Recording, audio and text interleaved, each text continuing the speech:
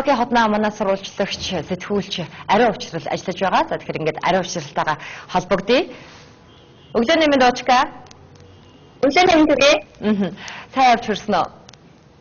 Сайн явж хүрлээ. Бид нэр 28-ны өдөр ирсэн. За ингээд айлчлал бол өнөөдөр 2 дахь өдрөө үргэлжилж байгаа. За маргааш өндөрлөх ёстой. Тэгэхээр өчигдөр бол сайн хэллээ тийм ээ. Хамтарсан болоо уулзалт болсон. За харин үдээс хойш бол бизнес эрхлэгчид хоёр өвчлийнхний дэмжих зорилготой хоёр талын бизнес эрхлэгчдийн хүрээнд бол зөвлөлтөх юм уулзалт болсон байгаа нэлээ. Чөлөөт маягийн хоорондоо танилцаад ямар үйл ажиллагаа явуулснаа хоорондоо ярилцаад цаашдын бас ирээдүйд хийж болох юм гэрээ хэлцээнүүдийн хариулаар ярьсан юм уулзалт болсон байгаа. Тэгэхээр энэ талаарх мэдээллийг одоо хүргэх гэж байна.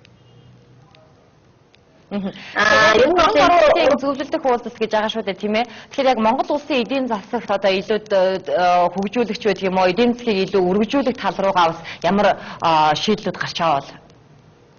Тэгэхээр өчигдөр үдээс өмнө бол хөрөнгө оруулалтын 7-р зөвлөлдөх уулзалт болсон байгаа. За 2013 оны 6 сард манай улсад 6-р зөвлөлдөх уулзалт болж исэн. За энэ оны 2-р сард манай улсын их хурлаас бас яг энэ эдийн засгийн түншлэлийн хэлцээрийг бол баталсан байгаа. За энэ бол Японы улстай анх удаага манай улсын хувьд байгуулж байгаа юм чөлөөт худалдааны гэрээ байсан.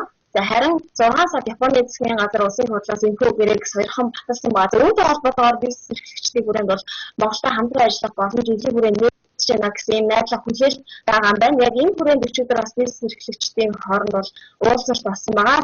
Ер нь аль талаас Япон Монгол аль талын бизнесмэнүүдийн хувьд бол ерөнхийдөө хэмжсэн юмыг хүлээн зөвшөөрөх гэсэн ийм хүлээлттэй байгаа уулзалт болсон гэж хэлж болно. За энэ уулзалтанд бол хоёр талаас нэг 200 орчим төлөөлөгчид оролцсон. Японы талаас бол нэг 88 орчим бизнес эрхлэгчид тэр хоёрын хвшлийнхаа оролцсон бол за манай талаас 57 орчим компани 80 гаруй төлөөлөгчид уулзаж харилцан ашигтай хамтран ажиллах ямар боломж байна гэдгийг бол өчигдөр ярилцсан байгаа. За ерөнхийдөө ямар салбарынхаас бүрдсэн бэ гэх юм бол уул уурхайн салбарынх нь нэлээд байлаа. За үүнээс гадна газар тариалан хөдөө аж ахуйн дэвтсэн салбарынх нь бол илүү бас сонирхож оролцож байсан байгаа. За ер нь бол аль талд нь хэлсэн гэмээр сонирхол бол байна гэдгийг хэлсэн. За гэхдээ Японы бизнесмэнүүдийн хувьд бол ярьж байгаа зүйл нь бол бид нар одоогоор яг Монголын аль салбарт хөрөнгө оруулах шаардлагатай юм бэ? Ер нь хамтарч ажиллах боломж байгаа вэ гэдгийг бол төдийлөн тогтоог байна. Яагаад тэгэхээр Монголын талаарх мэдээлэл биднэрт бол маш бага байна. Тийм учраас энэ талаарх мэдээллийг илүү өргөжүүлж хамтран ажиллах боломж нэгнэ. За үүнээс гадна Японы бизнесмэнүүдийн хувьд бол нэг өрмөц онцлогтой байдаг юм байна. Өөрөөр хэлбэл Японы хэл дээр мэдээлэл өгч байж чаддаг байж за манайд бол хөрөнгө оруулахын боломж мэднэ гэдгийг бол онцгойлон хэлсэн байгаа. За би бас Японы албаны төвлөрнөөс Монголтой хамтран ажиллахад ямар хүндрэл бэрхшээл байна вэ гэдгээр тайлбар авсан байгаа. Энэтэй яриаг хүргэнэ. Хамгийн гол зүйл бол Монголыг сайн мэдэхгүй байна одоохондоо. Тэр Монголын хувийн эвшлийнхэндээ танилцах боломжийг бол өнөөдөр их шиг ийм арга хэмжээ олгож байна. За үүнээс асуу Монголын төр засгаас хоёр орны эдийн засгийн харилцааг бэхжүүлэхэд ямар бодлого явуулж, ямар хөшүүргээр энэ хамтын ажиллагааг дэмжих боломжтой юм бэ гэдэг талаар өнөөдрийн энэ арга хэмжээгээр Японы хувийн эвшлийнхэн мэдээлэл олж авч байгаа гэж найдаж байна. Энэ мэдээллийг түгээх хүчин чармаалтыг бол тал талаасаа хийж байгаа. Тэгээ одоогоор бол хангалттай гэж үзэх бол бас арай өрөөсгөл болоогүй байна. Тийм учраас яг үүнийг бид нэр зорилтоо болгож өөрөөр мэдээллийг түгээх танилцуулах үүднээс өнөөдөр л хэд хувийн эвшлээс бол 250 орчим компанийн төлөөлөгчид хүмүүс ирж оролцож байна. Тийм учраас энэ одоо асуудлыг бид нэр цаашид даван туулж шийдэхэд бол өргөн боломж харагдаж байна гэж бодож байна. One Stop Shop гэж нэрлэдэг. Өөрөөр хэлбэл Японы Монголтой худалдаа эрхлэхийг хүссэн, эсвэл хөрөнгө оруулахыг сонирхсан тэр компаниуд бол одоо тэр One Stop Shop гэдэг одоо цэгт хандаад Япон дээр бүх мэдээллийн талаар одоо асууж мэдэж болох тэр үйлчилгээг авч болох. Энэ чиглэлээр одоо нөхцөлийг нь сайжруулж өгөх юм бол худалдаа хөрөнгө оруулалт тэлэхэд бол ихээхэн нэмэртэй гэж бодож байна. Үүнийг хийгээсэй гэж хүсэж байна. За цаашд бол давхар татварын хэлэлцээрийг байгуулах гэх мэт үе шаттайгаар бас эрх зүйн орчныг сайжруулах боломж бол байгаа болов уу гэж харагдаж байна. За хоёр дахь асуудлын тухайд бол ямар салбаруудыг Японы хувийн эвшлэл ихэд сонирхож байна вэ гэсэн зүйл байгаа. Үүн дээр бол мэдээж уул уурхай ашигт малтмлын салбар. Монгол улс бол маш их баялагтай үүнийг олборлох, боловсруулах, Японд авчирч ашиглах, хэрэглэгчдэд хүргэх гэсэн энэ асуудал бол сонирхол татдаг. За мөн түүнчлэн сүүлийн үед бол үүнтэй зэрэгцээд хөдөө аж ахуйн бүтээгдэхүүнийг боловсруулад эргээд Японы хэрэглэгчдэд хүргэх гэсэн энэ асуудлаас сонирхол татж байгаа. Гэвч одоо Монгол улс бол далаад гарцгүй хоёр хөршийнхөө аль нэгээр нь дамжиж тээвэрлэлтийг хийх шаардлагатай болдог. Тэгэхээр энэ логистик тээвэрлэлтийн асуудал дээр бол хүндрэлүүд өнөө хүртэл гарч ирсэн учраас бас худалдааг хэлэхэд бол бас жоохон сөргөөр нөлөөлж исэн тал байгаа. Гэхдээ энэ дээр бол ахиц гарах болов уу гэж найдаж байгаа.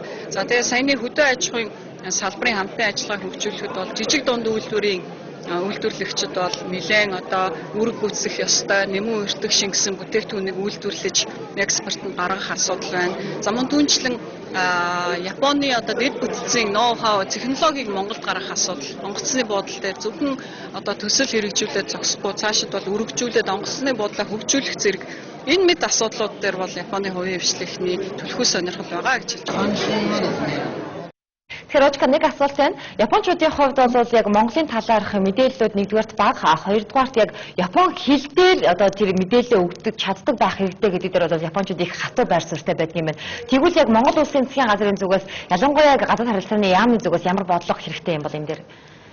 Нөгөө түрүүний ярьсан одоо чөлөөт бодлооны гэрээ тийм ээ энэхүү асуудал дээр бол нэлээд найдлага тавьж хүлээж аваад Монголын засгийн газраас бол яг энэ хэлцээр хэрэгжүүлэх хэлцээ гэж байгаа. За үүнийг баталчихсан байгаа. Харин Японы засгийн газрын зүгээс энэхүү хэлцээрийг одоо батлахыг хүлээж байгаа. За хэрэг баталсан тохиолдолд бол яг энэ 13 асуудлаар энэ дэд хороо байгуулалт гэж ажиллахаар байгаа. За энэ хороо байгуулалт гэж ажилласан тохиолдолд бол 30 хоногийн дараа энэ хэлцээрийг хэрэгжүүлж эхэлнэ гэсэн ийм мэдээлэлтэй байгаа. За энэ хэлэлтээр хэрвээ яг ингээд батлагдаад хэрэгжүүлэх хэлцээр батлагдсан тохиолдолд бол олон боломж гарч ирнэ гэдгийг гадаад харилцааны яамны зүгээс хэлсэн байгаа. За хөдөө аж ахуйн салбарын бас энд нэлээд найдлага тавьж ирсэн байгаа. За хөдөө аж ахуйн салбарын хувьд бол яг хөдөө аж ахуйн гаралтай бүтээгдэхүүнийг гадаад улс руу экспортлж байгаа боломжийн татах юм бол ялангуяа Японы улсад бол маш бага байхгүй гэж хэлж болохоор байгаа.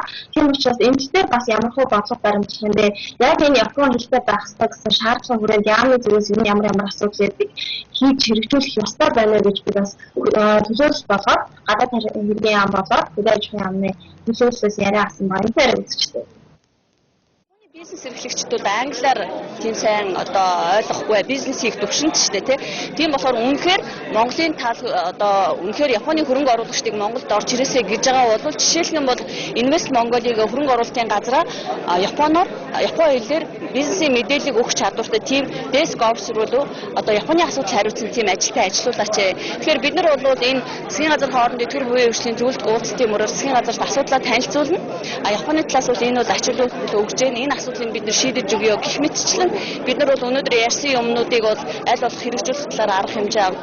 Төлөөний хөлөгцөн ялангуяа хөдөө аж ахуйн салбарт хөрөнгө оруулах ийм төлөөний хүн зайлшгүй Японд бол бий болох хэрэгтэй юм байна гэдгийг болголоо. Хэрвээ ингээд тийм хөрөнгө оруулалтын асуудал хариуцсан Монголын хууль тогтоомжийн асуудлаа шийдвэрлэх зөвлөгөө өгөх ийм хүн байгаа бол илүү Монгол руу хөрөнгө оруулах сонирхолтой Японы бизнес эрхлэгчид бол олон байна. Тэгэхээр дахиад нэг асуулт байна. Япон улс бол өөрөө техник технологи өндөр хөгжсөн орн шүү дээ, тийм ээ. Яг энэ чиглэлийн бизнесүүд бас их өндөр хөгжсөн байдаг. Монгол улсын хувьд бас тэр Япон улстай бизнес хийх харилцааны хувьд Монгол улсын бизнес эрхлэгчид ямар бодолтой байна? Аль салбарт илүү төлхөө хамтарч ажиллах гэсэн санал байгаа юм бол? Тэгэхээр түүнийсэн байгаа ер нь бол уур хаад газар тариалан хөдөө аж ахуйн чиглэлийн илүү сонирхож өчигдөр бас бизнес эрхлэгчдийг дэмжих хэмжээ уулзалт ирсэн байгаа. Японы улсад бол мэдээж маш том эдийн засгтай ийм ус. Ер нь бол нэг хүнд намтад нэг бүтээгдэхүүн $38,000 гэдэг манай 3900 байдаг гэдэг ийм мэдээллийг бас өгж ирсэн. За ер нь бол бизнес эрхлэгчдийн зүгээс бол Японы бизнес эрхлэгчдүүд бол нэлээд юм хандаж судалсан байдалтай асуудал хандж байгаа. За харин Монголын бизнес эрхлэгчдийн зүгээс нэлээд ихтгэл найдвар энэ бизнесийн байдалтай өчигдрийн уулзалтанд оролцож ирсэн байгаа. Ер нь бол яг ямар байдлаар дүнжиж байгаа юм бэ? Хэр боломжийг олж харж байгаа юм бэ гэдгийг бид бас хоёр бизнес эрхлэгчтэй уулзаж мэдээлэл авсан. Энэ яриаг онцлоо. Ер нь хашир байна. Тий. Тэгээ нэлээд одоо энэ хайгууд одоо тараагдсан байгаа болохоор зүгээр сайн судалгаа хийж сайн одоо эдгээртэй иргэн холбоо барих асуудал байгаа. Бидний зүгээс бас идэвхтэй байх хэрэгтэй. Монгол орн бол өнөөдөр урд төршөөсөө даав одоо энэ бэлэн бүтээгдэхүүнийг бол урд төршөөсөө одоо 90% нь авч байгаа, худалдаж авч байгаа. За Оросын албаны улс олонны 10 орчим хувийг авдаг. За монголчууд бол өнөөдөр ер нь бүх төрлийн даавуу, торго дурдан, бүс бараа одоо тийм бүгдийг нь одоо хэрэгжилж байна, ашиглаж байна. За тэгээ бид нэр ер нь нэгэнт одоо манайх энэ оюун бүтээгдэхүүн чиглэлийн үйлдвэр учраас яагаад энэ даавууг яагаад монголчууд өөрсдөө хийж болдгүй юм бэ? Бид эдэн компани танилцууллаа. Тэгээд ямар ч байсан хоёр компани өнөөдөр газар дээр нь очиж үзээ сонирхъя гэсэн юм асуудал тавьж байна. Тэгэхээр Очка мэдээлэл хүргэсэнд баярлалаа. Тэгэхээр ер нь бол хоёр талын бизнес эрхлэгчдийн зүйлс яг ийм байр суурьтай байгаа. За манай аж ахуйн сайдын хувьд бол харилцан ашигтай ийм хамтын ажиллагаа хоёр улсын хооронд бол ерөнхийд ийм боломж байгаа гэдгийг хэлж байгаа. За дээрээс нь бидэнд бол итгэвчл маш чухал байна гэдгийг онцолж хэлсэн. Тэгвэл чи итгэсэн бол яг тэр чигтээ үедээ хагаад төгсөлийг хийх ёстой гэсэн ийм үгийг бол сайд бас онцгойлон хэлжсэн байгаа.